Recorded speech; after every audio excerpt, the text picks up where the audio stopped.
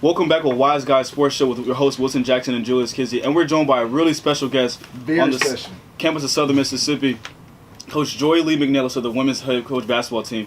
How you feeling today? The Wise Guys Show. Well, I don't know how I got invited on this show. I'm just old. I don't know how wise I am. That's for sure. Me and Wilson are both first timers on this show. We really try to bring a voice to the campus. Really try to get on guests that are really interacting with the fans. Great coaches. Exactly, and bring coaches like you. So we really appreciate you coming. I'm very honored to be here with you. Yesterday was your 400th career win. How do you feel about it? I'm getting old. Here we go with the old. That old stuff. You told me last night you're not that old. Yes, ma'am. But yeah, I feel very blessed. Number one, for the opportunity to be able to coach. Number two, for the opportunity to now be able to coach at the alma mater. Yes, ma'am. Yes, ma'am. But when you have success, it's not one person. God gives you the opportunity, and then you have to surround yourself with people that help make that happen. And I've been blessed of having a great husband that supported me, and children that has been a true inspiration and supporting me. But I've had coaching staff, their families that have been a great support.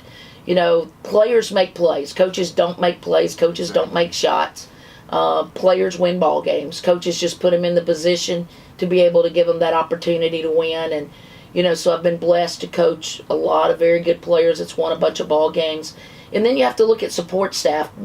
Brent Jones and group in the marketing department here does a tremendous job, sports information. But so many people that's in our support staff make things happen.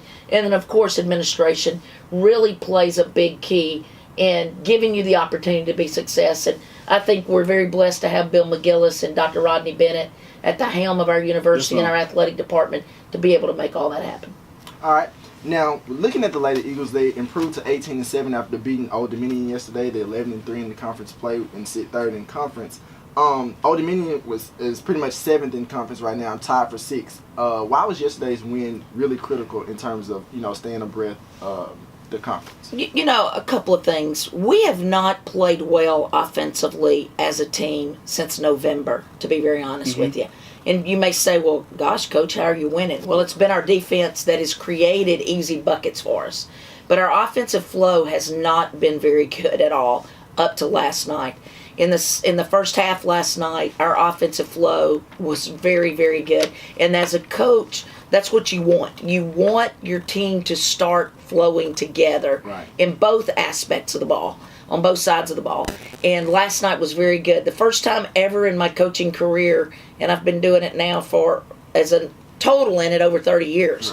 And I will tell you that I've never been a part of a program that had 0 turnovers in a half. Exactly. That was unbelievable. It was astonishing to see the first half. You guys had 0 turnovers with Durante Clemens and Alex Coyne. They provided that leadership, like you said last night in the media session. How do you feel like they can provide that still leadership and that consistency where they might have 0 turnovers in one night? Obviously, that might not happen again. But how do you think they can limit their turnovers as a team? Well, I think number one, and it happened in the second half. That's where we've got to make the step. Offensive flow in the first half. Offensive flow was good in the second half, but we got a little squirrely. We lost a little focus. I think truly to eliminate turnovers, it's two-part. It's like a conversation. It's the person that is speaking and the person that's listening. Yes, ma'am. And that's the same thing in basketball. It is the passer and the receiver. Yes, ma'am. You have to be on the same page. And I think a lot of that is focus and concentration and eye contact within the two of them. That's a part of the body language that sometimes you forget about in the game of basketball, but it truly is. You have to have that contact to be able to know if you're going to go backdoor, or if you're going to grab it, sweep, and attack to the rim and make a pitch. But I think if I could say 2 things, it would be focus and concentration to be able to eliminate those turnovers. And it's on 2 people, not just one person. But the second half, we got a little squirrely offensively, but our defense continued to hold true. And again, that's if you hang your hat on 2 things for us, is number one is our defense has created offense for us transition-wise. And those are the 2 things that I would say is our identity as a team. Okay. Now, we know every player on the team is important to the overall picture of getting to the conference tournament, being successful, and potentially going to the NCAA tournament. But two players I want to mention, Geronte Clemens and Kiera Jordan. Clemens had 22 points yesterday. Kiera Jordan had 12 points and 14 rebounds. How critical will it be for them to play consistently, going down the stretch of the final games of the season? It's very important. Geronte Clemens has really come on strong in the last 8 ball games. She has kind of become the person that's been the go-to. Right. During her first 2 years as a player, it was Jamara Faulkner that was the go-to player. And Geronte, to be very honest with you, very early, even in this season, when she was a go-to player to make baskets for us, she struggled to finish those baskets. So her maturity has definitely made a difference in her game and understanding the game. She's taken ownership not only of scoring the ball, but of delivering the ball and distributing the basketball. And I think that's helped us be successful down the stretch. Kiera Jordan, honestly, has had a roller coaster, up and down sophomore year, up and down freshman year. But in the last 4 ball games, she has totally taken an ownership in controlling the glass. She has been a beast on the glass and has made a huge difference for us. The other thing that Kiera Jordan is known for is taking charges on opponents' post players. She's willing to sacrifice her body to be able to get a charge so that we can get the ball going the other way. But she's really playing in a mode right now that is, I'm the beast. And she's playing extremely well. How do you feel like, you're only one of the 5 Golden Eagle ladies to, to eclipse 1,000 points as a career. How do you feel like your experience as a player has helped you experience as a coach? I think that number one, as a player, I've been where they've been. And you know what, we tell them often that, we've been where you've been. We've run the same sprints. And playing here and coaching here, I ran the same stairs. I was punished the same way. Yes, times have changed. But as a coach, I understand sometimes their frustration because I was frustrated as a player. Number one, of feeling so overwhelmed that you don't know if you got enough time to do your classwork. You don't know if you got enough time to get basketball in. And you feel like you're drowning sometimes, particularly as you get more into the season.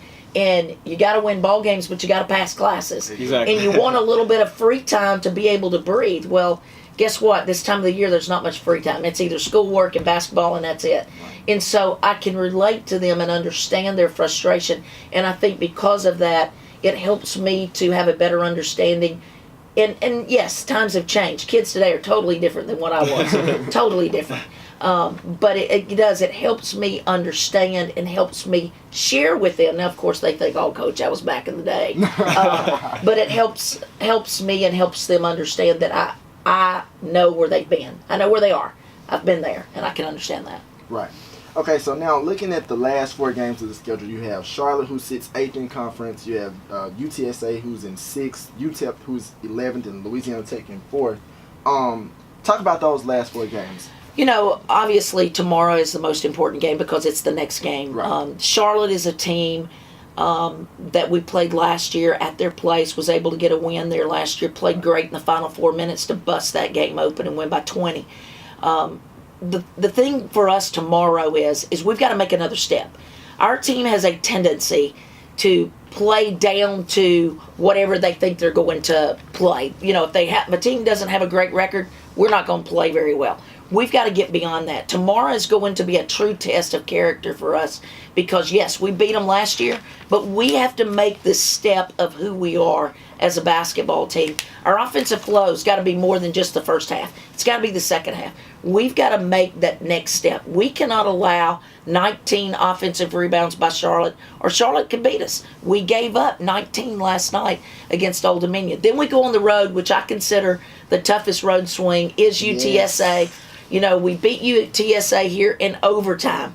It's one of our overtime wins. Right. And I'm telling you, they present mismatch problems because they play all guards. Whoa. So our big players struggle guarding them. Right. Mm-hmm. Now, offensively, it's an advantage for us. But defensively, it's a disadvantage for us because all their guards are very athletic and very quick. So that's going to be a real challenge. And UTSA has not lost much at home. Right. So we've got to really be ready for that. UTEP came in here. They're one of our conference losses. Yes. Yeah. And they whooped us. I mean, they beat us. It was a 9-point game. The second half, it was totally all UTEP. So we now can go into UTEP with a little bit of chip on our shoulder. And be honest with you, our players play a whole lot better with that chip on their shoulder. So we got to go into UTEP, be ready to play that basketball game. And a lot of times people don't think about this, but with the change of altitude and all that, it does affect you when you're out there. Right. And so you're not slow, you're dead slow sometimes and you're moving. Right. So therefore, we've got to mentally be ready to push through that to be able to get that UTEP game.